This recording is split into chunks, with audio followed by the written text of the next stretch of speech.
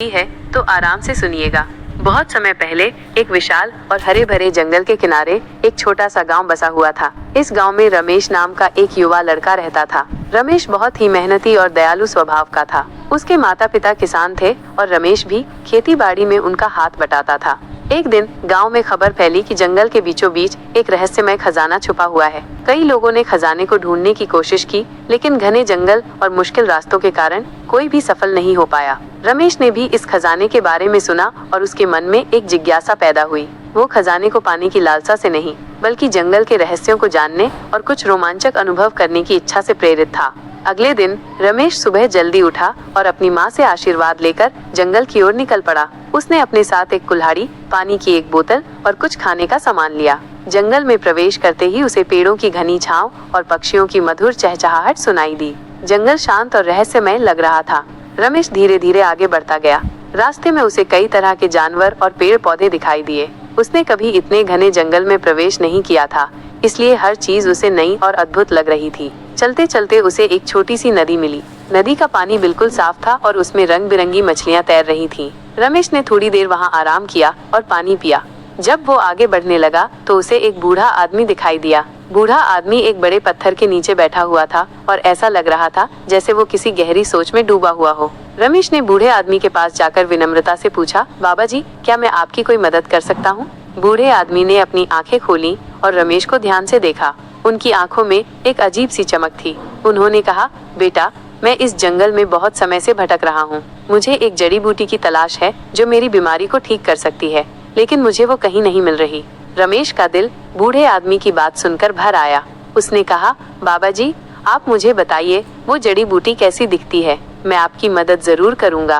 बूढ़े आदमी ने जड़ी बूटी के बारे में बताया।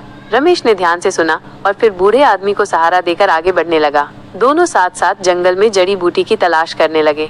काफी देर ढूंढने के बाद रमेश को एक ऐसी जगह दिखाई दी जहाँ कुछ अनोखे पौधे उगे हुए थे। उनमें से एक पौधे की पत्तियां बिल्कुल वैसी ही थीं जैसी बूढ़े आदमी ने बताई थी। रमेश खुशी से चिल्ला उठा, बाबा जी, देखिए, ये वही जड़ी बूटी है। बूढ़े आदमी की आंखों में आंसू आ गए।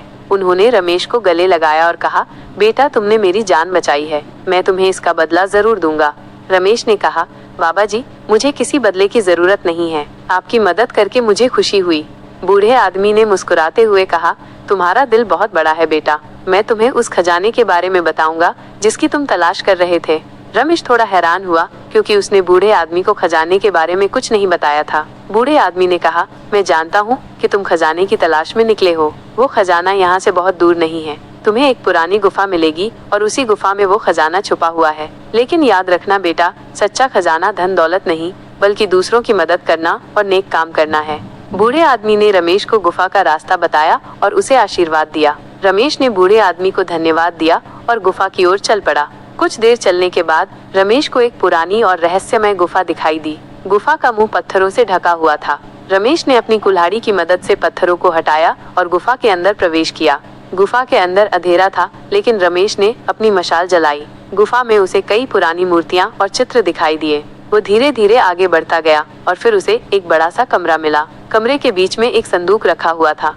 रमेश का दिल तेजी से धड़कने लगा। उसने संदूक के पास जाकर उसे खोला। संदूक सोने के सिक्कों, जवाहरातों और कीमती पत्थरों से भरा हुआ था। रमेश इतनी दौलत देखकर हैरान रह गया, लेकिन तभी उसे बूढ़े आदमी की बात याद आई। सच्चा खजाना धन दौलत नहीं, बल्कि दूसरों की मदद करना और नेक काम करना है। रमेश ने सोचा कि इतनी दौलत उसके अकेले के लिए बहुत ज्यादा है।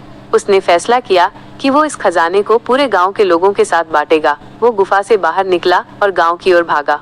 गांव पहुंचकर उसने सभी लोगों को खजाने के बारे में बताया।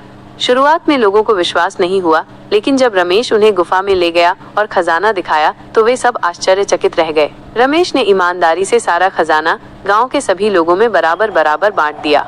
इस घटना के बाद गांव में खुशहाली आ गई। सभी लोग रमेश की ईमानदारी और दयालुता की प्रशंसा करने लगे। रमेश ने ये सीख लिया था कि दूसरों की मदद करने और नेक काम करने से जो खुशी मिलती है वो किसी भी खजाने से बढ़कर होती है। और उस बूढ़े आदमी के बारे में क्या? जब रमेश गांव वापस लौटा तो उसने बूढ़े आदमी को वहां नहीं पाया जहां वो पहले बैठा था। रमेश समझ गया कि वह बूढ़ा आदमी कोई साधारण इंसान नहीं था, बल्कि कोई फरिश्ता या देवता था जो उसकी परीक्षा लेने आया था। रमेश ने हमेशा उस दिन को याद रखा और जीवन भर दूसरों की मदद करता रहा। उसका नाम दूर दूर तक ईमानदारी और दयालुता के लिए जाना जाने लगा।